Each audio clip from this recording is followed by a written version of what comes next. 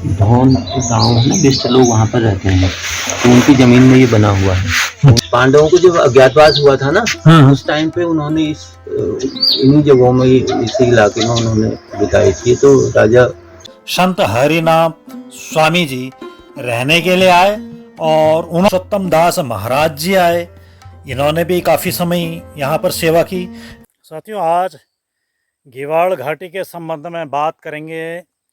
चौखुटिया गनई में स्थित बैराठेश्वर महादेव मंदिर के बारे में, उसके दर्शन के बारे में और कुछ उससे जुड़ी हुई कहानियों के बारे में।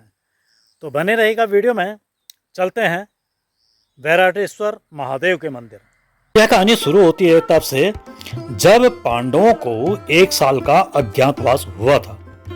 तो वो 1 साल का अज्ञातवास बिताने के लिए पांडव विराट, महाराजा विराट के वहां आए थे। महाराजा विराट की जो राजधानी है वो विराट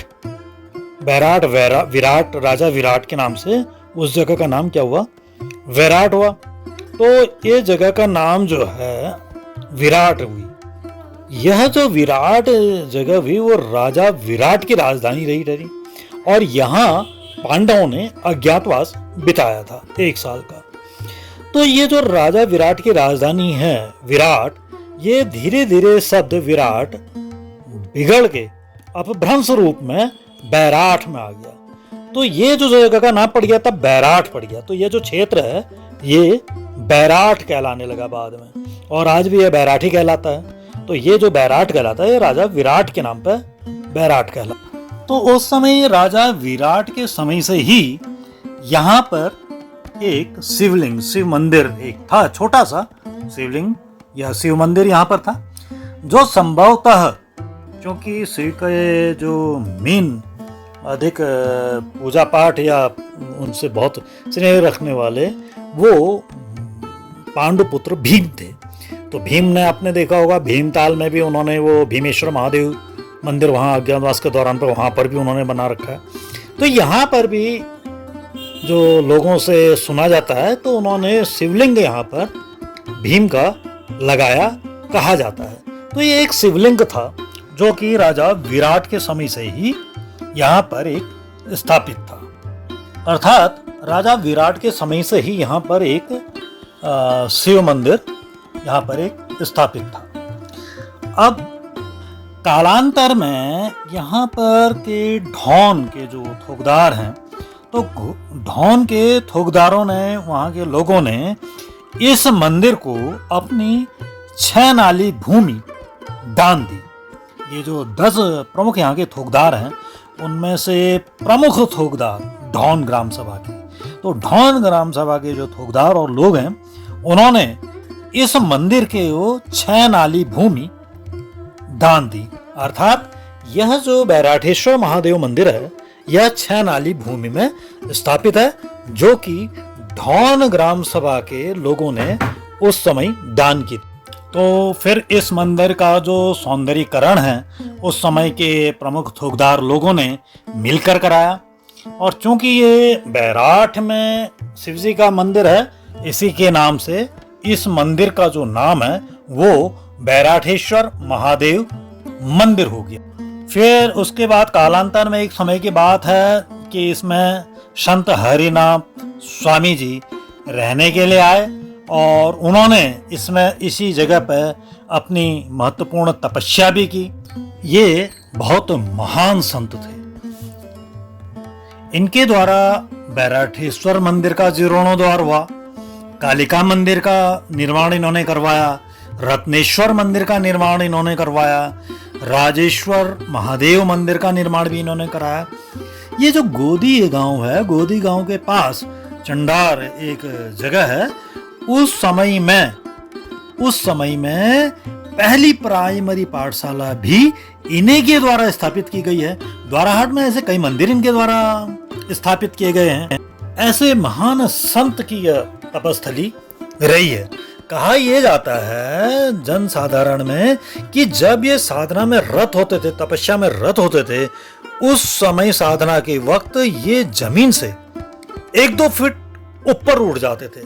तो इनकी सुषुम्ना इतनी जागृत हो चुकी थी, इनका तपस्या का जो लेवल है वो काफी ऊंचा था कि जब ये तपस्यारत होते थे तो जमीन से 1-2 फुट ऊपर उठ जाते थे। तो ऐसे महान संत की ये तपस्थली रही है। ये संत हरिदास जी उन लोगों को आगे लाए, अपने सेवा काल में उन लोगों को आगे लाए जिनकी संतान नहीं थी, और मंदिर का निर्माण कार्य भी उन्हीं लोगों से करवाया। यहाँ पर जैसे आप जो शिव मंदिर देख रहे हैं, भैरव मंदिर, लक्ष्मी नारायण मंदिर या हनुमान मंदिर, यह सब उन लोगों से बनवाए गए जो निसंतान थे, जिनके संतान नहीं थी। फिर इनके जाने के बाद इस मंदिर में इनके बाद जो दूसरे संत आए वो पुरुषोत्तम दास महाराज जी आए। इन्होंने भी काफ़ी समय यहाँ पर सेवा की। फिर आए इनके बाद सीताराम महाराज, इन्होंने भी इस मंदिर में करीब 30-40 साल की सेवा दी।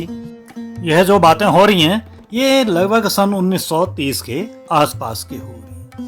फिर ये जो शिवलिंग था ये कालांतर में खंडित हो गया था। तो बात आ रही है फिर सन 2006 के आसपास की।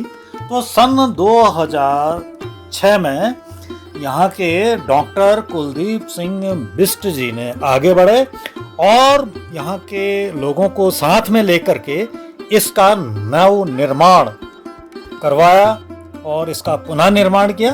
तो ये पुनः निर्माण का जो श्रेय है ये पूरा डॉक्टर कुलदीप सिंह बिष्ट जी को जाता है। और फिर इन्होंने वही अपनी पुरानी परंपरा के आधार पर इस मंदिर का, जैसे ये भी ढौन के हुए और पहले भी ये मंदिर ढौन ग्रामवासियों ने जमीन दान की है, उन्होंने ही इसका उस समय भी निर्माण कराया था।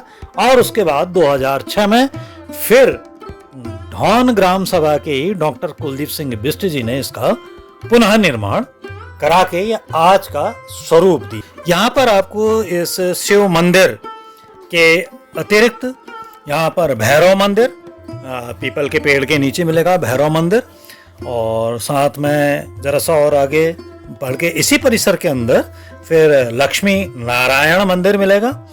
लक्ष्मी नारायण मंदिर के बाद फिर इधर ही को और आते हैं तो भैरवनाथ स्वामी मंदिर भी मिलेगा। भैरवनाथ स्वामी मंदिर से आगे आकर के फिर एक और हनुमान मंदिर मिलेगा। काफी आकर्षक परिसर में ये सारे मंदिर स्थित हैं। तो चलिए कुछ बातें यहाँ पर जो प्रमुख पुजारी जी हैं उनके साथ करते हैं, ये क्या कहते हैं। तो प्रस्तुत कर रहा हूँ उनसे बातचीत के कुछ अंश भी। मंदिर कैसे बना, कहाँ से, क्या? ये यहाँ पर ये ढौन गाँव है ना, बिष्ट लोग वहाँ पर रहते हैं, तो उनकी जमीन में ये बना हुआ है। अच्छा, उन लोगों ने बनवाया है ये मंदिर, ढौन के बिष्ट लोगों ने। हाँ। अच्छा, जो इसमें देवता लाए गए ये इनकी प्राण प्रतिष्ठा या शक्तियाँ, जैसे शिव जी में शक्ति डाली होगी तो कहाँ से लाए? अब ऐसे सीधे स्थापित किए गए हैं, प्राण प्रतिष्ठा करा दी गई या नहीं? जैसे प्राण प्रतिष्ठा कराई है। हाँ, प्राण करीब 1930 के आसपास का ही है मंदिर। अच्छा अच्छा। पहले ये वाला शिवलिंग था यहाँ पे, हाँ हाँ। ये खंडित हो गया तो उन्होंने बाद में इसको भी स्थापित कर दिया, फिर नया लेके आए 2006-07 में। आपके कहने का अर्थ है यहाँ पर शिवलिंग एक पहले से था। हाँ हाँ। सारांश में ये रहा कि ढौन के बिष्ट लोगों का अपना मंदिर हुआ है, उनकी जमीन होने के कारण। हाँ, वो जमीन होने की है और उन्हीं लोगों ने बनवाया भी। ये सारे मंदिर ही लिखे हुए हैं ना, अलग अलग लोगों ने सब, लेकिन ये सब ढौन के बिष्ट लोग। अच्छा अच्छा। आपका शुभ नाम? मेरा नाम राजीव तिवारी है। इधर अल्मोड़ा की तरफ गोविंदपुर तोलाघाट एक जगह पर। अच्छा, धोलाघाट के हैं। इसको मैं अगर डालना चाहूँ तो आपका नाम सही डाल सकता हूँ? हाँ हाँ हाँ। जब अज्ञातवास, आपका कहने वाला इस जगह का नाम बैराट है? हाँ जी हाँ। तो बैराट के ईश्वर बैराठेश्वर हो गए? हाँ जी हाँ। ठीक हो गया। हाँ, फिर क्या कहा आपने?